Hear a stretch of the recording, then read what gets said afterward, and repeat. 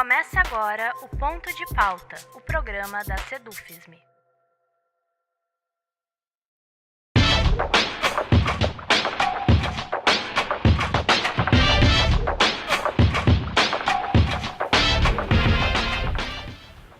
Crises econômicas não são exatamente eventos raros na história do Brasil. E em todas essas crises econômicas, por certo que ocorreram impactos diretos no exercício da política. Ainda assim, é possível que o momento pelo qual passa o Brasil seja inédito nesse quesito. Talvez nunca antes na história do Brasil tenhamos tido uma grande crise econômica tão atrelada a uma catastrófica crise política. Sim, é razoável pensar que essa relação não passa de uma cortina de fumaça ou de um imenso terrorismo narrativo, mas de uns tempos para cá se tornou quase impossível ouvir a proposição de uma determinada ação política sem que essa venha acompanhada da sua suposta responsabilidade para com a situação econômica. Nesse contexto, quase todos os dias, manchetes afirmam que tal votação na Câmara tranquilizou o mercado ou que determinada manifestação do Palácio do Planalto preocupou os investidores, para citar apenas dois exemplos bem corriqueiros. Mas afinal, qual é a relação real entre esses dois elementos tão importantes? Eu sou o Rafael Balbueno e o nosso ponto de pauta de hoje é a crise econômica brasileira. E para falar sobre esse tema, nós temos como convidado o professor do Departamento de Ciências Econômicas da UFSM, professor Adriano Pereira. Além disso, na bancada junto comigo, colaborando com o debate, o colega jornalista Fritz Nunes. Professor, seja bem-vindo e obrigado pela atenção e disponibilidade em conversar conosco. Professor, após essa análise que abriu o programa, eu acho que nós acabamos com uma pergunta que já é posta obrigatoriamente para iniciar o debate. Qual é a relação real entre a crise econômica e essa conjuntura política? Quem alimenta quem, se é que alguém alimenta alguém? Existem níveis de responsabilidade de uma para com a outra? Bem, agradecer o convite. É difícil a gente estabelecer uma relação de determinismo, né? Em que medida a crise econômica gera ou aprofunda a crise política. O fato concreto é que a gente tem uma crise econômica mundial, né, que veio à tona em 2008, ela não foi gestada em 2008, é uma crise financeira, e que demorou um pouquinho para chegar no Brasil, porque nós tínhamos ainda, né, ao longo daquele período, apesar de 2009 ter sido um ano ruim do ponto de vista de crescimento do PIB, tivemos uma taxa negativa, pequena, mas negativa. O fato concreto é que nós vimos ainda em anos de crescimento sucessivos, né, ao longo do governo Lula, e esse crescimento ele começou a arrefecer a partir de 2011. Esses problemas de natureza econômica, obviamente, que ao somarem-se a problemas de natureza política, eles vão amplificar a potência da crise como um todo, né? Mesmo que não haja esse determinismo, ou seja, não foi uma crise política que gerou a crise econômica, na realidade a gente tem uma crise econômica internacional, que demora um pouco para chegar em alguns países, o Brasil é um exemplo, mas ela vai chegar porque ela é sistêmica, né? Não tem muito como escapar. A gente não tem uma clareza dos impactos dela no primeiro momento, porque normalmente os impactos das crises financeiras internacionais eles levam um tempo para ocorrer, e também os países vão levar um tempo para assimilar e sair desse problema da crise financeira. Mas o que ocorre de concreto em relação à economia brasileira é que nós vamos, a partir do ano de 2011, também passar a ter problemas de natureza política. Visíveis, estão aí, né, vários deles. E essas coisas elas vão se combinar. Então, como eu falei antes, não há um determinismo, mas há uma amplificação do processo. A crise política ela tem outras naturezas, né? No caso brasileiro, nós não vamos, então, só para tomar a questão da crise financeira internacional, nós não temos necessariamente países passando por crise financeira e por crise política ao mesmo tempo. Isso não é uma combinação que você vai encontrar em diferentes países. Tem países que sofreram, estão sofrendo com a crise financeira, ainda saindo dela, mas que não tem uma crise política interna. E tem casos em que isso aconteceu. Onde isso aconteceu, que é o nosso caso, a gente certamente vai ter problemas mais graves para serem resolvidos. A nossa crise política, ela não tem uma natureza econômica, a princípio, no meu entendimento. Obviamente que pode haver uma leitura diferente disso, de repente, de um cientista político, alguém que está mais aprofundado no tema. Ela é muito mais uma crise que já existia, do ponto de vista institucional, e ela não é só política, né? vejam a forma como a gente organiza, né, as estratégias políticas, enfim, inclusive para fazer política econômica no Brasil, já há algum tempo, isso não é de hoje.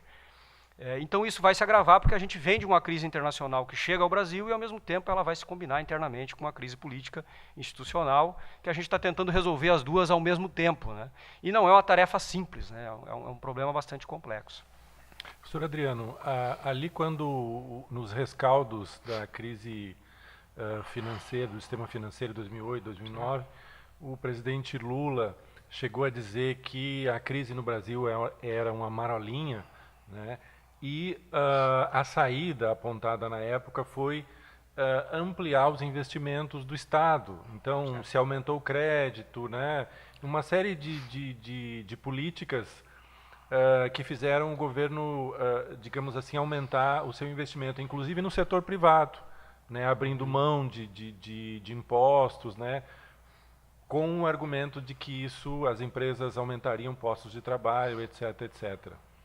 No entanto, no governo Dilma, isso começou a ser revisto, e assim que ela se reelege, né, ali em 2014, em 2015, já anuncia um pacote de contenção de gastos, de corte de gastos, né? E aí então a crise econômica começa a se agravar, e no governo Temer se amplia essa questão dos cortes, né? Então, na sua avaliação, primeiro, na questão da marolinha, houve uma falta de entendimento sobre o tamanho da crise, um primeiro aspecto a ser levantado. E o segundo, por que os governos, de uma forma geral, quando vem a crise, eles sempre caminham, digamos, para essas medidas de cortes e cortes e cortes, né? Bom, começando pela marolinha, que inclusive foi uma expressão do Guido Mantega, né, que era o ministro da Fazenda então, que o Lula incorporou. Naquele momento, a intenção do governo brasileiro é seguir crescendo, seguir fazendo o PIB crescer e, portanto, de certa forma, eu não diria que é mascarar, acho que é um exagero mascarar a situação, mas tentar fazer com que os efeitos da crise fossem menores. Esse é um dado concreto, né? Quer dizer, o governo tentando transmitir à população, aos agentes econômicos e à população como um todo, a ideia de que, apesar da crise, o Brasil vem num processo de crescimento, e vinha mesmo, é um dado concreto, né, graças a uma situação internacional muito favorável, mas é um dado concreto, e também graças ao incentivo ao consumo interno, é um amplo incentivo, com melhoria de renda, melhoria de ganho de poder aquisitivo do salário mínimo, enfim, tem uma série de políticas, né, adotadas nesse sentido, para fortalecer o mercado interno e melhorar também as condições de produção e investimento. Então havia por parte do governo uma expectativa, obviamente, de tentar transmitir à população de que, apesar da crise financeira internacional, o governo brasileiro estava, entre aspas, o Brasil era um país blindado, de certo modo, por isso a ideia de uma marolinha, né, e não uma grande onda, um tsunami ou coisa do gênero. Na prática, para quem estuda economia sabe que não é tão simples, né, porque a crise financeira internacional, como eu falei anteriormente, a gente já tem a compreensão de que essas crises, você não consegue estancar o efeito dela, justamente porque somos economias de mercado, e as economias de mercado estão integradas de alguma forma, sobretudo o mercado financeiro, que é muito mais volátil do que qualquer outro mercado. Então o governo sabia que a crise internacional ocasionaria algum problema interno. A questão era minimizar ou diminuir o impacto desse problema, do problema interno, sobretudo com base naquelas variáveis que vinham tentando fazer com que o PIB continuasse crescendo. Consumo, incentivo ao consumo, uma tentativa, como você mencionou anteriormente, de incentivar ainda mais o empresariado a investir, que é um problema que nós temos no Brasil, né, que é crescer taxas de investimento a níveis que seriam adequados, e, acima de tudo, um esforço enorme do governo de promover mais gastos, né? Gastos em que sentido? No sentido justamente de tentar criar uma demanda, né, fazer uma pressão sobre demanda para também incentivar a iniciativa privada a aderir de alguma forma aos investimentos públicos, né, fazer investimentos, como a gente chama, integrados, né, que a iniciativa privada pudesse criar essas condições. Então, num primeiro momento, não há nada de errado nisso, né? O grande problema é que, como 2010 é um ano eleitoral, né, em 2010 o governo fez um esforço enorme de incentivos, subsídios, gastos, incentivo ao consumo, ao investimento, e etc. E isso, claro que tem relação com o ciclo eleitoral, isso a gente não pode esquecer, né? Essa é a parte política, vamos dizer assim, da política econômica, que ela sempre é muito forte em ano de eleição para presidente da República, nesse caso, né? Pois bem, passado o ano de 2010, em 2011 o próprio governo se dá por conta que, obviamente, nós não um novo governo, mas enfim, troca de presidente Dilma, o próprio governo se dá por conta de que esse esforço que foi feito para tentar fazer a economia continuar crescendo, ele já vai começar a ter que ser revisto. Por quê? Porque esse esforço ele causa também uma pressão de demanda sobre alguns setores, sobre algumas atividades, e ele vai refletir de alguma forma em preços na economia. Tá? Então 2011 já é um ano em que há esse tipo de preocupação, de ajustar contas. Por que isso? Né? Porque esse governo ele vai ter que dar conta de cada vez mais fazer pagamentos no âmbito financeiro, né, a questão da dívida pública, e ao mesmo tempo ele já tem uma expectativa de uma redução do crescimento do PIB, que vai acontecer. Isso vai acontecer ao longo dos anos 2011 até 2014 e assim por diante. Né? Então, quando passa esse período de ajuste das contas, ou tentativa de ajuste de contas e redução de gasto para tentar fazer frente a uma conta financeira, quer dizer, por que o governo tem que fazer caixa, né? O superávit primário, o famoso superávit primário? Porque esse recurso do superávit primário, ele dá conta desse governo ter capacidade de solvência de médio e longo prazo. Quanto mais longa for a dívida pública, no sentido do resgate dos títulos, né, normalmente mais tranquilo é para o governo fazer seus pagamentos ao longo do tempo e menos ele precisa fazer caixa no curto prazo. O problema é que países como o Brasil, por uma tradição histórica, uma característica nossa, o próprio governo ele tem uma dificuldade muito grande de emitir títulos de médio e longo prazo. Pensar em, por exemplo, emitir um título da dívida pública de 5 anos no Brasil não é uma questão muito simples. O que dirá títulos de resgate em 20 anos, que passam a ser negociados no mercado, mas cujo resgate vai ser feito daqui a um prazo muito longo. Por quê? Porque existe, obviamente, problema de confiança, problema de credibilidade, tem uma série de aspectos nisso, que ao longo do tempo no Brasil nunca foram resolvidos, então a gente tem um pouco mais de dificuldade. Então o governo acaba tendo que girar com títulos de curto prazo. Esses títulos de curto prazo, eles são resgatados, o próprio nome já está dizendo, em prazos muito curtos. Então você tem que estar sempre tentando fazer caixa para dar conta de ter capacidade de solvência. Bom, num contexto em que a inflação começa a subir e que a gente está inserido no regime de metas de inflação, a primeira reação do Banco Central, Comitê de Política Monetária, o Copom, é essa que a gente acompanha pela imprensa, qual seja, elevar juros. Essa taxa básica de juros que o Copom eleva, por vezes, quando a inflação está subindo, ela causa um impacto direto e imediato sobre as contas públicas, a dívida pública como um todo, sobretudo em relação aos títulos de curto prazo que estão balizados para a Selic. Não só, né, mas, nesse caso, a Selic. Isso vai fazer com que o governo passe a ter que fazer um esforço cada vez maior de ter esse superávit nas suas contas, portanto, ele vai começar a tentar reduzir gastos públicos, aqueles que ele vinha fazendo ao longo do tempo, mas, ao mesmo tempo, essa redução dos gastos que o governo está fazendo, ela vai ter um impacto negativo sobre o consumo, ela vai ter um impacto negativo sobre demanda. Então, ao mesmo tempo que ele está tentando fazer caixa para dar conta de resolver um problema ligado a juros, ao aumento dos juros, ele também está contribuindo para a economia entrar numa trajetória recessiva. Então, aquele gasto público, aquele consumo, aquele incentivo à iniciativa privada que vinha sendo feito no governo Lula, ele começa a ser revisto no primeiro ano do governo Dilma. E aí a gente começa a entrar numa trajetória recessiva, do ponto de vista econômico. Né? Então, quando chega em 2014, né, nós estamos com uma pressão muito grande sobre o processo inflacionário no Brasil, isso já é visível, mas a inflação ela só não extrapola o limite da meta, né, que era 6,5% na época, ela bateu próximo disso, ela só não extrapola esse limite porque o governo Dilma, ao longo dos anos de 2013 e 2014, segurou os preços, não congelou, mas quase, os preços das tarifas sobre as quais o governo tem ingerência direta, que são as tarifas públicas. Né? Sobretudo energia, combustíveis e coisas dessa natureza que compõem mais ou menos 1/3 da inflação, do IPCA, que é a inflação do regime de metas. Quando o governo segura esses preços, né, e aí tem um componente de tentativa de seguir gastando, seguir incentivando o consumo e o próprio gasto público, em alguma medida ao longo desses 4 anos, mas quando o governo segura esses preços até 2014 e na reeleição libera esses preços no início de 2015, vocês estão lembrados, em fevereiro o governo já liberou preço de energia, liberou, não necessariamente liberou, mas reajustou preço de energia, combustíveis, os preços básicos, os chamados preços monitorados. O que vai acontecer? Esses preços impactam em toda a economia. Tudo é movido a partir desses preços. Então, eles vão causar um impacto em todos os outros preços. Pois bem, a inflação começa a entrar numa trajetória de espiral ascendente, aí sim preocupante, e aí a primeira reação do Copom é a de sempre. Né? O que faz o Copom? Aumenta juros. E aí o governo passa a ter que fazer um esforço ainda maior do que já vinha fazendo para tentar fazer aquele caixa básico lá para dar conta das suas dívidas, das suas contas de curto prazo, de ter solvência, pagar fornecedores. Não é só para título, né? Não é só para questão de dívida em título mesmo, mas também para ter solvência para pagar fornecedores, né? Não esquecendo que 2014 teve Copa, e 2016 tinha Olimpíada. Teve, né? Olimpíada. Então, como ao mesmo tempo que você garante, né, obras do PAC, obras de infraestrutura, todo um gasto público significativo para fazer com que essas obras sejam concluídas a tempo, né, sem esse caixa.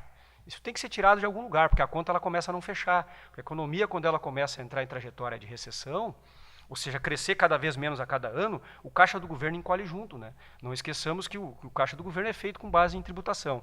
É uma parcela do PIB. Quanto mais esse PIB vai encolhendo, menor é o caixa, menor é o espaço que o governo tem para fazer gastos diretos, né? Então ele passa a ter duas preocupações. Está reduzindo a receita para fazer pagamentos diretos e, ao mesmo tempo, ele vem crescendo o déficit público porque o juro é um mecanismo diretamente utilizado para combater a inflação. Então você passa a ter um problema econômico difícil de resolver. O Copom que o senhor fala é o Comitê de Política Monetária. O Comitê de Política Monetária do Banco Central, que normalmente faz uma avaliação de conjuntura nas suas reuniões. Ele é um órgão que tem um relativo grau de independência, né? É bom a gente pensar nisso.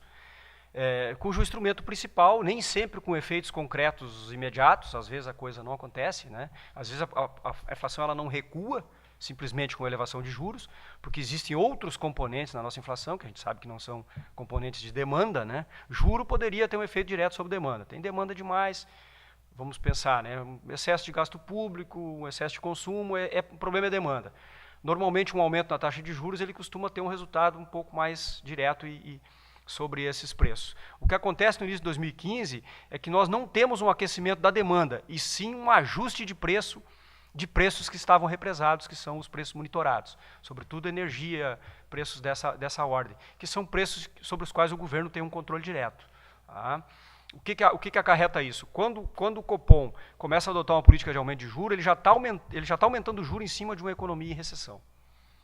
Porque a inflação começa a subir, porque o Copom ele monitora o acumulado, né? A gente trabalha com a lógica da inflação ano calendário, né, os 12 meses de cada ano, mas na prática as reuniões do Copom trabalham com o ano acumulado. Os últimos 12 meses, como é que se comportou a inflação? E vão avaliando a meta. Como o juro é um instrumento que eles têm à disposição imediata, normalmente é isso que o Copom faz. Então ele vai trabalhando com uma dose de juros cada vez maior na medida em que a inflação não cede. Como essa inflação do início de 2015 não é uma inflação de demanda, está claro isso, as doses de juros elas têm que ser cada vez maiores. E isso aí é recessão, é aprofundamento da recessão, que foi o que tivemos em 2015 e 2016. Aí passamos a crescer a taxas negativas, né? Do PIB. Professor, para além do cenário de cortes, falando sobre a crise econômica e a conjuntura política, a gente tem que obrigatoriamente falar sobre o pacote de reformas do governo. Inclusive porque ele, como já falamos, embora não exista essa relação direta, o pacote de reformas é vendido através de uma relação direta com a economia. A reforma da Previdência, por exemplo, ela é colocada como uma medida extremamente necessária para haver um resgate no setor econômico. Existe essa correlação, ela procede entre os pacotes de reforma e, de fato, a salvação do cenário econômico brasileiro? No caso da Previdência, a Previdência é um capítulo à parte, eu diria, e bastante complexo, né? Ela tem uma relação no sentido de que, na medida em que a economia cresce menos, né, ou entramos num processo recessivo, essa parte das contas de curto prazo que eu citei anteriormente está contido aí também contas previdenciárias, né? A gente sabe que existe um volume de gastos, né, previdenciários no Brasil que é elevado e que vem crescendo ao longo do tempo. Felizmente, há uma cobertura social necessária, mas nós sabemos, por exemplo, que a população brasileira, já há algum tempo, né, existe uma questão demográfica relevante, nós passamos a, felizmente também, né, graças a melhorias de condições de vida, viver mais. Né? A verdade é essa. E não necessariamente nos aposentamos mais tarde em função disso. Esse é um ponto. Né? No entanto, essas pessoas que contribuíram ao longo né, da vida útil, né, para poder usufruir de uma aposentadoria enquanto inativo, essa é a ideia, elas contribuíram para um fundo que deveria ter sido gerido pelo próprio governo, pelos governos ao longo do tempo, e esse fundo deveria, em alguma medida, estar dando conta de devolver a essas pessoas o que elas contribuíram ao longo do tempo. O que acontece no Brasil é que nós temos um sistema de repartição simples, que é a nossa Previdência, que ela coloca várias contas dentro desse fundo, desse grande fundo, e esse grande fundo ele é gerado por uma contribuição de ativos ao longo do tempo dos trabalhadores, ou seja, nós já tivemos 7 ou 8 trabalhadores contribuindo para um aposentado, e mais recentemente a gente está na casa de 3 para 1, alguma coisa em torno disso, talvez até um pouquinho menos, depende do momento, né? Mas que reduziu consideravelmente. Então, cada vez mais nós temos que ter um volume de recurso maior para dar conta de pagar as assistências, e aí não é só aposentadoria, né? Tem outras assistências, e um volume relativamente menor de pessoas na ativa para contribuir para esse fundo. Isso não foi um problema anteriormente, porque quando há crescimento da economia, nós tendemos a ter um aumento natural de pessoas trabalhando. Portanto, nós chegamos a ter no Brasil uma taxa de desemprego muito baixa ao longo do governo Lula, vocês estão lembrados, né? O pessoal falava em pleno emprego, exageradamente, né? Mas enfim, a gente tinha uma taxa de desemprego muito baixa. Isso significa dizer que nós tínhamos muitas pessoas, mais pessoas no mercado de trabalho, no mercado formal de trabalho, contribuindo para a Previdência. Tá? Então, a conta ali ela vinha fechando com alguma tranquilidade. Em períodos de recessão, essa conta começa a ser mais difícil de ser fechada. Certo? Então, o governo ele começa a associar o problema nesse caso da conta previdenciária, há uma falta de recurso que ele tem para fazer frente no médio e longo prazo a esse aumento de demanda por esse recurso, né? Ou seja, aposentadorias, pensões, etc. Tá? Então esse é um ponto relevante.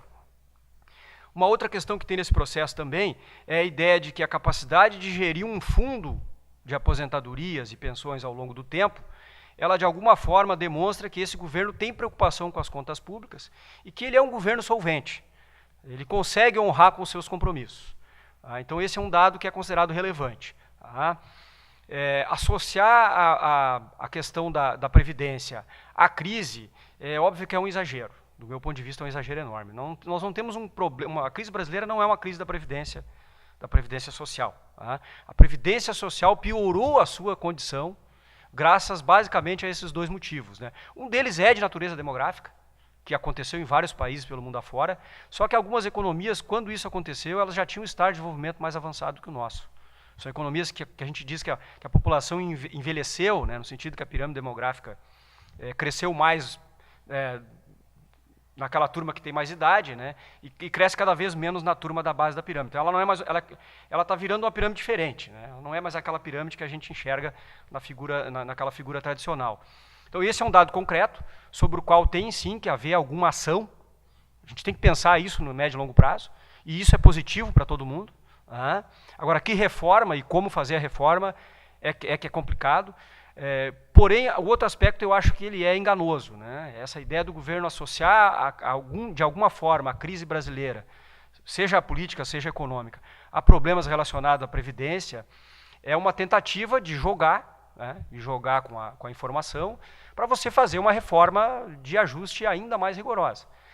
E é óbvio que isso tem interesses privados gigantescos por trás disso aí, né? Os fundos de previdência privados eles estão loucos para que a previdência pública arroche seus tetos, limite pagamentos, limite custos, estenda prazo de contribuição. Por quê? Porque muitas pessoas vão acabar necessariamente complementando a sua previdência pública, né, com fundos de previdência privada, né, o que é o que acontece em vários países do mundo. Só que no Brasil isso nós não temos uma tradição. Apesar de nós termos fundos de previdência privada, já alguns consolidados, né? O caso da Previ, do Banco do Brasil, pode citar aqui, não tem problema, né? Pode dizer os nomes, que tem outros, né?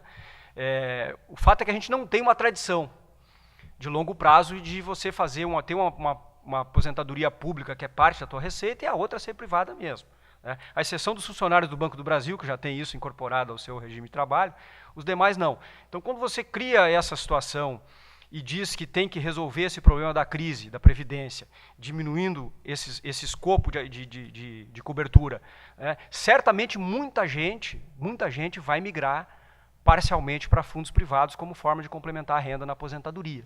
Então tem sim tem interesses privados do mercado financeiro por trás desse processo, e isso é inegável, né? O tamanho desse interesse e o quanto ele afeta a proposta do governo é difícil saber, né? Bastidores é difícil de você acompanhar, né? Professor, a ANFIP, que é a Associação Nacional dos Fiscais da Previdência, aponta também alguns aspectos nessa questão aí que um dos aspectos seria que o governo também retira dinheiro da Previdência para usar em outras áreas, ou seja, ele mexe em recurso que não deveria mexer.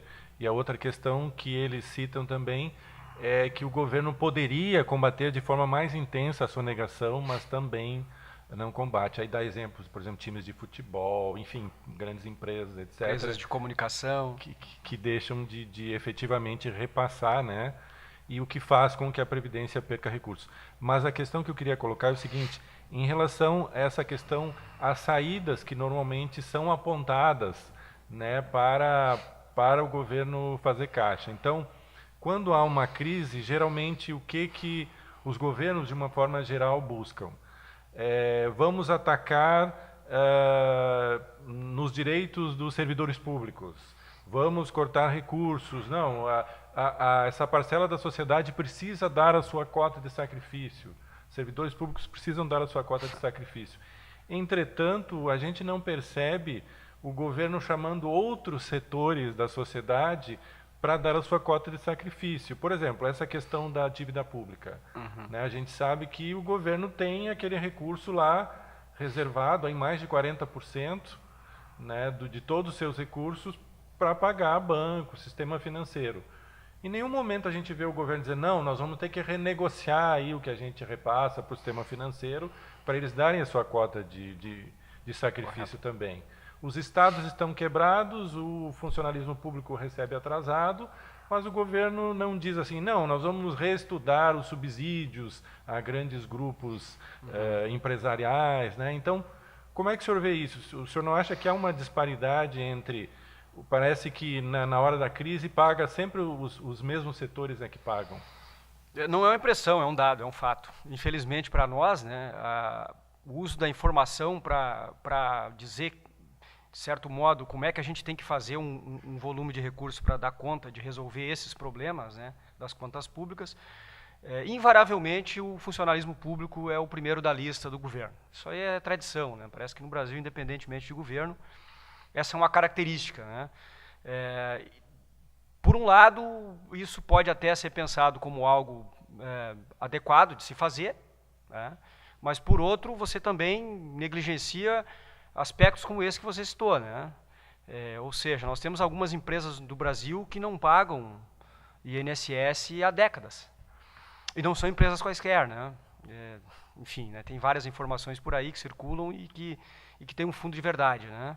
E não é uma dívida qualquer, é uma dívida gigantesca. Tudo leva a crer que essas empresas deveriam também ser cobradas, né? Tudo bem, ok, se é uma cota de sacrifício e ela é social, e ela deve ser socializada, né? O ideal é que ela atingisse todos os setores. Né? Se ela atingir apenas alguns setores e outros não, fica meio claro de que na prática quem vai pagar a conta é uma parcela da população e tem uma parcela que não vai pagar. Tá? Não é a primeira vez que isso acontece, né? A gente já teve outras situações no próprio governo Fernando Henrique em que também, quando se fez um ajuste de contas, né, uma tentativa de ajuste fiscal, normalmente os primeiros setores que foram atingidos pelo corte de contas, quais foram? Saúde e educação, sobretudo as universidades. Você está lembrado na época que o Paulo Renato Souza foi ministro da Educação. Isso já vinha do Collor, na realidade, né? Depois o Fernando Henrique continuou fazendo uma política muito semelhante em relação à redução de gastos públicos, em regra em saúde e educação, ainda que no discurso do governo fosse feito todo um esforço para dizer que saúde e educação são prioridade. Na realidade, isso está no discurso, na prática a gente vê que não funciona exatamente dessa forma. O grande problema, talvez, desse aspecto, ele seja aí sim, talvez, de natureza política, né? A gente tem alguns setores da sociedade que eles têm uma capacidade muito grande de exercer pressão sobre o governo. Sobre o governo, lê-se executivo legislativo. Tá? Então, esse pessoal é muito organizado, tanto do mercado financeiro quanto do mercado produtivo, enfim, né? Industrial e agronegócio. Esse pessoal é muito organizado. E eles têm muita gente no Congresso e eles têm uma capacidade de fazer lobby muito maior do que a que nós temos. A verdade também é essa. A política também é um exercício de poder, né? O economista falando isso, mas vamos lá. Mas é isso, né? É um exercício de poder. Então é muito difícil mexer com essa estrutura de poder. O ideal seria que o governo conseguisse chamar esse pessoal e todos esses setores, né, dizer, olha, o problema é um problema nacional, o problema não é um problema desse governo, o problema é um problema que tem que ser resolvido, e todo mundo tem que ter uma quota à parte nesse custo, né? Ocorre que, na prática, teria que primeiro começar a resolver isso com o mercado financeiro, né?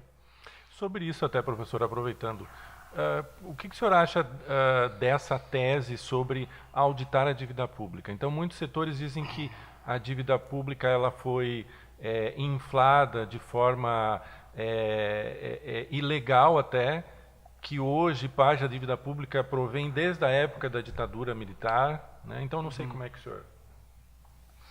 Tem que ver exatamente de que dívida nós estamos falando, né? Se é aquela de longo prazo, né? Porque na prática também tem o seguinte, os países, diferentes países têm níveis de dívida pública, alguns até inclusive maiores do que o nosso, né? Estou falando de dívida pública e não déficit público, né? É bom a gente fazer um breve esclarecimento, né? A dívida é aquilo que se acumula, vai ser breve mesmo, né? E o déficit é aquilo que está dentro da contabilidade corrente, né? Então a dívida vem se acumulando ao longo do tempo. Ela cresceu muito de algum tempo para cá, a verdade é essa. Mas os déficits, que é isso que tem que ser dado resposta no curto prazo, essa contabilidade de curto prazo é que preocupa mais. Por quê? Aquilo que eu falei antes, toda vez que a gente usa o mecanismo dos juros para combater a inflação, agora espera-se cada vez menos inflação, portanto menos juros, ou juros mais baixos, nós vamos reduzir esse problema de déficit. Mas esse problema de déficit, para ele ser reduzido, esse corrente, ele também precisa de crescimento. Então a gente precisa combinar as duas coisas. Queda de juros, a melhoria no PIB, no crescimento do PIB, para o governo ter uma folga maior em relação às suas contas correntes, essas contas de curto prazo, né, o chamado déficit. A questão da dívida, uma auditoria da dívida seria interessante muito mais para a gente ter um esclarecimento do que é efetivamente a dívida, do que propriamente para contestar a dívida, porque dificilmente a dívida não é essa que aí está, a acumulada. Ela deve ser essa mesmo, né? Isso é uma contabilidade de longo prazo, que passa de um governo para o outro, e isso vale tanto para o governo federal quanto para os governos estaduais. Ela vem sendo acumulada ao longo do tempo, e esses governos eles vêm tentando renegociar esse processo a cada nova rodada, a cada novo período. Como eu disse anteriormente, em períodos de crescimento da economia, a dívida ela não é um problema, os governos eles têm dado conta disso com relativa tranquilidade, porque o déficit não se acumula na dívida porque a gente não tem déficit. O governo consegue dar conta das suas contas, perdão da redundância. Então isso não vai se acumulando de novo. Agora, a cada ano que o governo não consegue fechar suas contas públicas, seja no âmbito federal ou estadual, ele tem uma dívida que cresce em função do déficit daquele período. Então o problema é lidar com o déficit. Esse é o problema hoje, é um problema de mais curto prazo. Mas uma auditoria da dívida seria interessante porque ela revelaria, e talvez para a população como um todo, uma maior clareza acerca disso, acerca do que é essa dívida, de onde ela vem, e é possível e bastante provável, porque a gente sabe da literatura que nós tenhamos dívida que vem de muito longe. Por que o pessoal fala desde o governo militar? Porque com as reformas do PAEG, né, vamos voltar um pouquinho na história, em 64, 66, mais ou menos, que foi quando foi feita a reforma no Castelo Branco, as principais reformas, nós não tínhamos no Brasil nem Banco Central e o nosso mercado financeiro também não funcionava, e o governo criou mecanismos de dívida pública, né, as famosas obrigações do Tesouro Nacional, ou RTNs, na realidade, reajustáveis, né? Então ele criou essa possibilidade e com isso ele criou a possibilidade de captar no mercado financeiro recursos para financiar os gastos públicos sem precisar emitir moeda. Então é algo que outros países já vinham fazendo há muito tempo, o Brasil não tinha. O PAEG veio, parte da reforma monetária do PAEG foi para fazer, monetária financeira, foi para resolver isso aí, para criar essa possibilidade de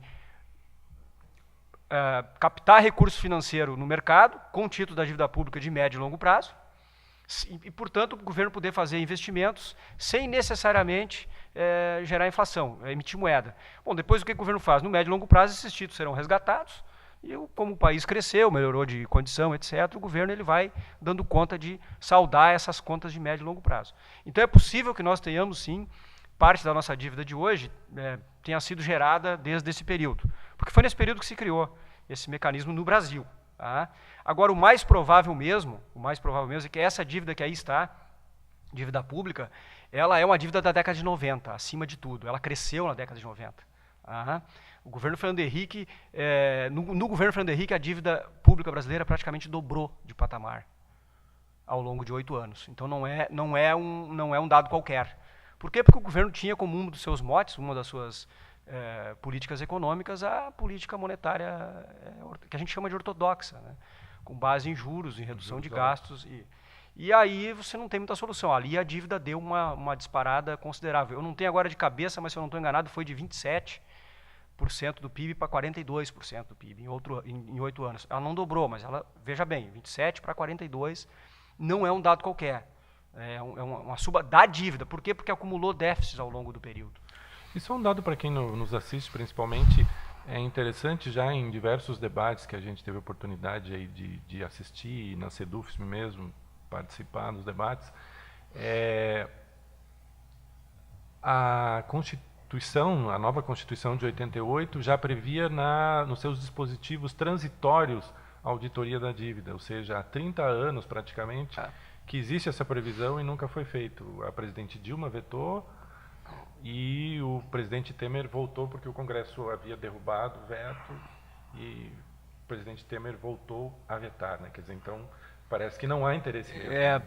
Deve ter outras preocupações aí, eu acredito que porque nós vamos, como uma auditoria, esse detalhamento ele vai vir à tona. Saber quem são as pessoas para as quais nós estamos pagando. Isso, né? Não só isso, mas saber que governos endividaram mais e de que forma.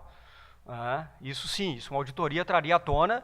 Então, muito mais do que questionar a dívida em si, porque eu acredito que a dívida que está aí contabilmente deve ser essa mesmo, mas nós saberíamos melhor, nós teríamos um detalhamento melhor para saber uma transparência que é o mínimo que se espera numa democracia, já que devemos, né, e a dívida é nossa, né? A questão é para quem e quem foram os governos que ao longo do tempo aumentaram esse processo de endividamento e por quê, né? E por que fizeram isso, né?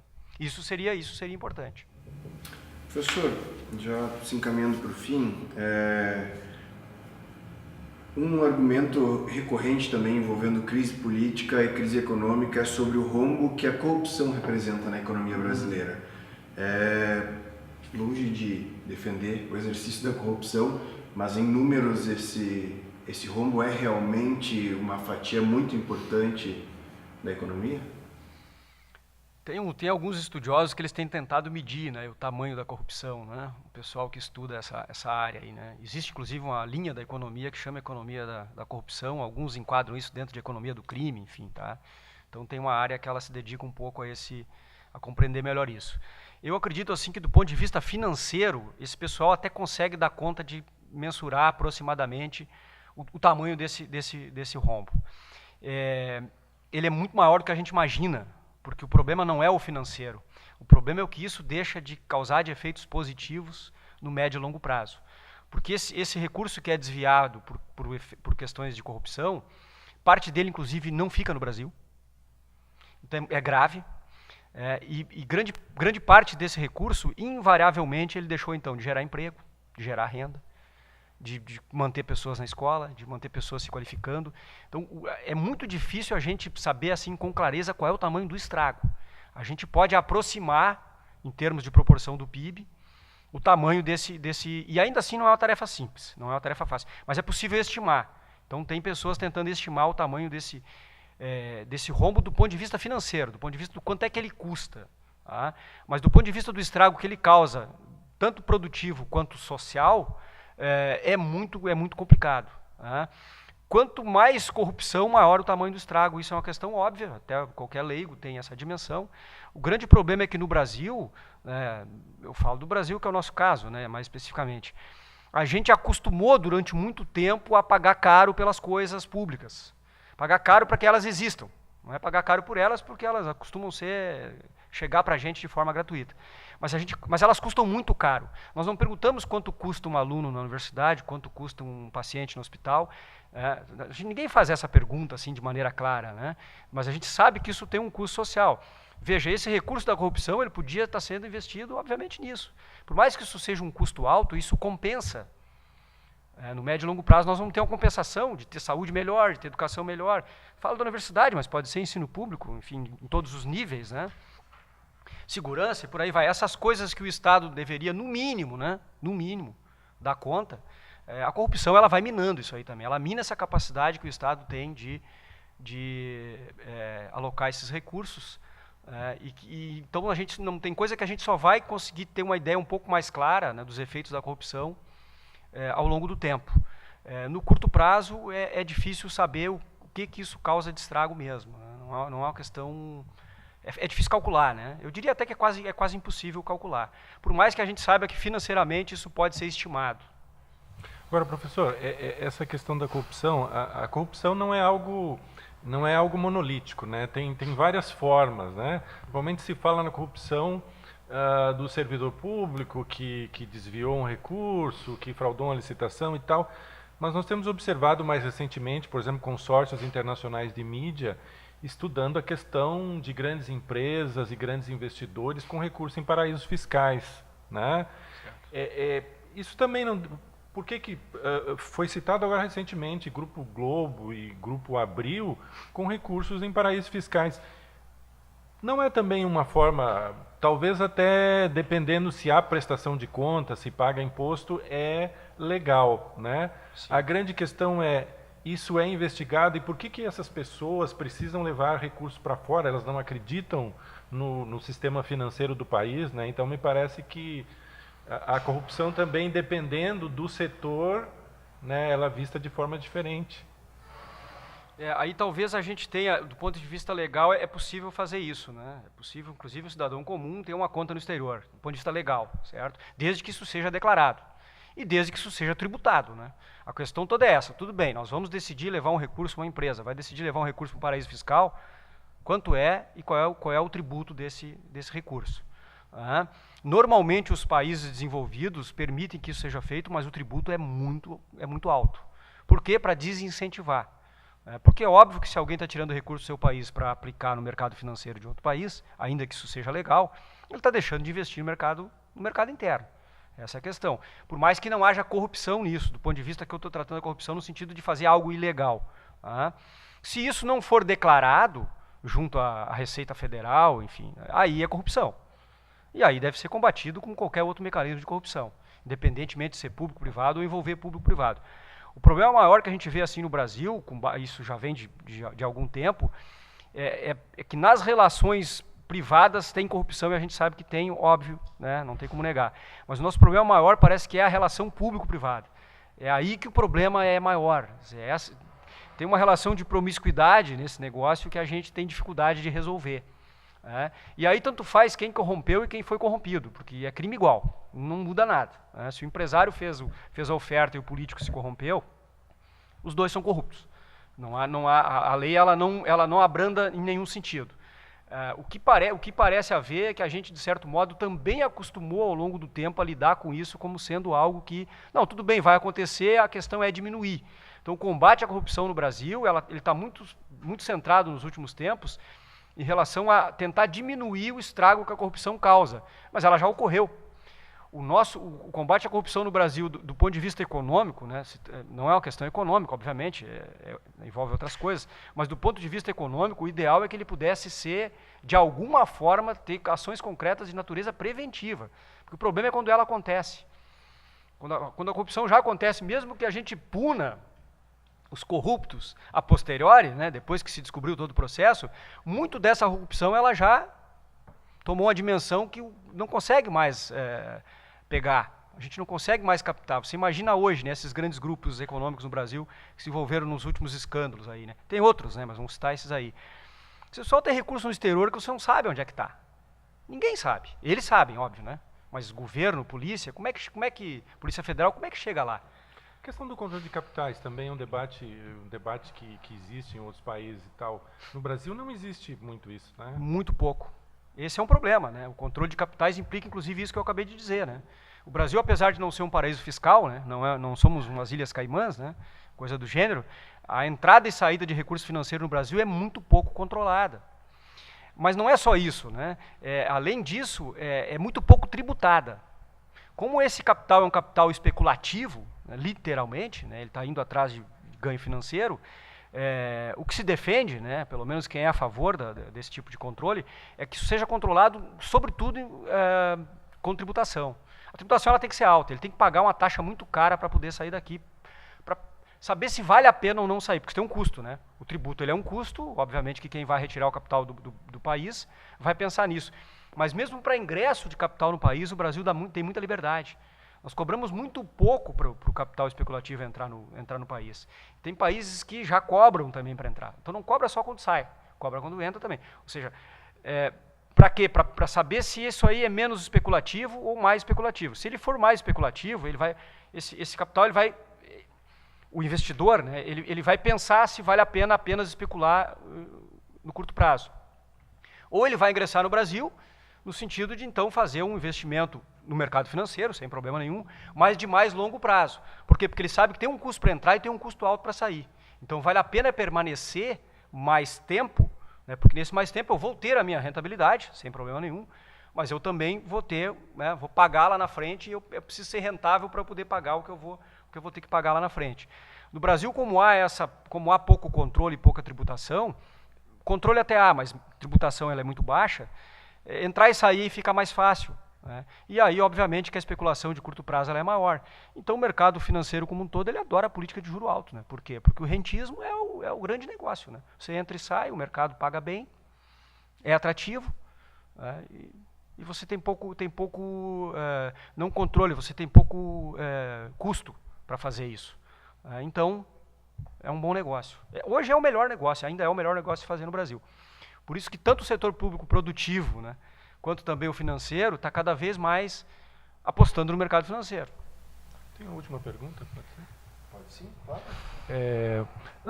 Essa questão da corrupção, muitas vezes se alega que a culpa da corrupção, por exemplo, está nas empresas estatais, nos cargos de confiança, enfim. E aí se usa isso como justificativa, não, temos que privatizar, porque daí no setor privado vai estar mais gerido. Então, qual é a sua avaliação sobre isso, sobre a questão da privatização sob esse argumento, né? E também na ideia de privatização como um todo, quer dizer, a venda dos ativos do Estado, né? Certo. Só aí já daria uma parte, como os outros, né? Tentar fazer uma síntese muito, muito sintética. A questão é gestão, né? Se a gestão é eficiente, aí pode ser pública. Tá? Porque a corrupção não está no setor público. A corrupção está no setor privado. A corrupção não é um caso público. Tá? O que os contrários às empresas públicas, né, portanto, aqueles que são favoráveis à privatização, defendem, é que se você tiver menos empresa pública, a possibilidade de envolvimento de funcionários das empresas privadas com corrupção é menor. Mas na prática a gente sabe que não é bem assim, porque grande parte dos escândalos de corrupção que a gente tem no Brasil e em outros países do mundo, invariavelmente tem empresários envolvidos. Então não é um problema público. Agora, a gestão sim, gestão é uma coisa que eu acho que a gente tem que ter uma preocupação, né? Porque é um recurso que a diferença é que a empresa pública não precisa ser lucrativa, no sentido que ela não tem que pagar acionistas. O acionista dela, o grande acionista é o Estado, ou seja, somos nós. Mas ela tem que ter uma boa gestão. Ela não pode simplesmente operar sem uma preocupação com gestão, no sentido do uso mais eficiente dos recursos. Não tem como a Universidade Federal de Santa Maria ser lucrativa, a não ser que a gente comece a cobrar das pessoas para fazer tudo dentro da universidade. Aí pode ser até... Mas aí ela vai virar uma empresa privada. Perdeu o sentido. Tá? Agora, ela tem que ser eficiente no uso do recurso. Isso sim. Então, essa preocupação com gestão do recurso público é que eu acho que no Brasil a gente tem que avançar ainda mais do que já se avançou. Mas privatizar realmente é assim, ó, primeiro um risco, né, porque não retoma mais, então tem que ter cuidado o que privatizar, e depois uma certa ilusão de achar que no setor privado nós vamos ter menos envolvimento com escândalos de corrupção ou coisa do gênero, dado que não é isso que a gente vê. Né? Agora, pode ser que privatizando algumas empresas melhorem a sua eficiência produtiva, pode ser que sim. Garantia disso a gente não tem, não há como, né? Agora sim, uma última pergunta, minha dessa vez. Professor, para encerrar mesmo, no que toca à crise econômica que nós vivemos nesse momento no país, existe alguma perspectiva de curto e de longo prazo para enfrentar e sair dela? Por quais caminhos se daria essa saída da crise? Ao que tudo indica, esse ano no ano de 2018, a gente já vai ter assim, uma pequena melhora. Não dá para comemorar, tá? Definitivamente. Mas uma pequena melhora em termos de PIB, e tem alguns indicadores macro que eles já têm sinal de começarem a melhorar um pouquinho. O que acontece é que nós estamos melhorando em cima de uma base muito ruim. Então, por isso que eu digo que não dá para comemorar. Tá? Crescer 1%, 2% ou menos do que 1% é muito pouco e é não só é muito pouco, mas é algo ainda muito pouco relevante do ponto de vista de crescimento, porque a gente vem de 2 anos de crescimento negativo. Na prática, o que se estima, né, e aí isso é preocupante, é que a gente leve em torno de 1 década para recuperar a capacidade produtiva que a gente tinha quando entramos na crise em 2011, 2012. Então a expectativa é que isso vá mais ou menos lá para 2021, 2022. Isso é uma expectativa, obviamente, isso vai ser revisto ao longo do tempo, né? É uma estimativa, o que significa dizer que na prática o próximo governo tem que funcionar tudo muito bem para a gente recuperar a nossa capacidade de gerar riqueza que nós tínhamos em 2012, 2013. 10 anos para recuperar essa capacidade. Porque a tendência é que a gente cresça nos próximos anos a baixas taxas, né? Esse é um dado concreto. Esse ano e ano que vem provavelmente serão taxas muito baixas. E a gente também depende muito da conjuntura internacional para recuperar as taxas de crescimento mais altas. E a conjuntura internacional, pelo menos por enquanto, ainda não é uma conjuntura semelhante àquela que nós tivemos até 2008. Porque estão passando também os países por reestruturação. Então a nossa perspectiva de médio prazo, né, é que a gente vai ter, no mínimo, mais o próximo governo, né, os próximos 4 anos a partir de 2019, a partir de 2019, até 2021, essa é a tendência, é a sinalização que existe aí por parte dos especialistas, é que a gente volte a recuperar esse nível. E isso acontecendo, nós passamos a ter uma expectativa boa para a década de 20. Aí sim, aí dá para começar. Agora é que falta muito tempo para isso, né? 2017 deve ser um ano melhor do que 2016, que foi muito ruim, e 2018 deve ser um ano melhor do que 2017. O problema é que é um ano eleitoral, né? Quer dizer, o problema não é um problema do ponto de vista econômico. Só que como é um ano eleitoral, normalmente nos anos eleitorais, do ponto de vista econômico, muito pouco acontece. Até porque o horizonte político ele é muito confuso, né? Certamente que aí os cientistas políticos têm muito mais condições do que eu para falar disso. Então, 2018 não é um ano sobre o qual a gente tem, do ponto de vista econômico, muita clareza do que vem pela frente. Tanto é que o governo está tentando apressar reformas agora, né? Então está vindo com pacotes aí, inclusive, né? Atropelando, né, a Câmara dos Deputados, mesmo o presidente dizendo, não, por favor. Porque sabe que o ano de 2018 é complicado você fazer o Congresso aprovar medidas muito relevantes. Por quê? Porque o eleitor ele tem uma memória de curto prazo e no curto prazo, se eu começar a aprovar coisas muito contundentes e muito relevantes, eu corro o risco de perder voto. E aí a coisa complica. Então a gente está na expectativa de que 2018 não seja um ano com muita turbulência e oxalá, né, que o próximo presidente, ou enfim, quem quer que seja, consiga retomar minimamente as condições razoáveis aí para o nosso crescimento, para chegar em 2020, 2021, a gente aí sim ter o que comemorar do ponto de vista de retomar a nossa capacidade de riqueza que a gente já tinha, né? Perfeito. Professor Adriano, eu gostaria de agradecer pela sua atenção e disponibilidade. Falar de um tema tão complexo, às vezes a gente pede de maneira sintética, coloca uma questão que seria impossível de responder de maneira sintética. Mas eu gostaria de agradecer a sua atenção e disponibilidade. Tenho certeza que foi muito interessante para quem está nos assistindo, um tema que é tão espinhoso, né? Não, são vários temas em um tema, né? Então, na realidade, a ideia é que a gente consiga compreender melhor esses vários temas e a partir daí, então, ter uma capacidade também de decisão melhor, né? A ideia é essa, né? Seja do ponto de vista eleitoral, né? Então, eu agradeço a oportunidade e obrigado. Fritz, obrigado também pela participação. Assim encerramos aqui o nosso ponto de pauta de hoje, que contou com a presença do professor do Departamento de Ciências Econômicas da UFSM, Adriano Pereira. Além disso, na bancada junto comigo, o colega jornalista Fritz Nunes. Essa edição do Ponto de Pauta, que, como de costume, estará disponível em vídeo e podcast nas nossas redes sociais e no nosso site. Aliás, no nosso site você também encontra todas as informações referentes ao novo cartão da Sedufism, tanto as informações sobre como solicitar o cartão, como também as informações sobre quem são as parcerias que a Sedufism está trazendo para a categoria. Nessa lista de empresas parceiras você encontra lojas, hotéis, restaurantes, agências de turismo e profissionais de saúde que oferecem descontos especiais para sindicalizados e sindicalizadas.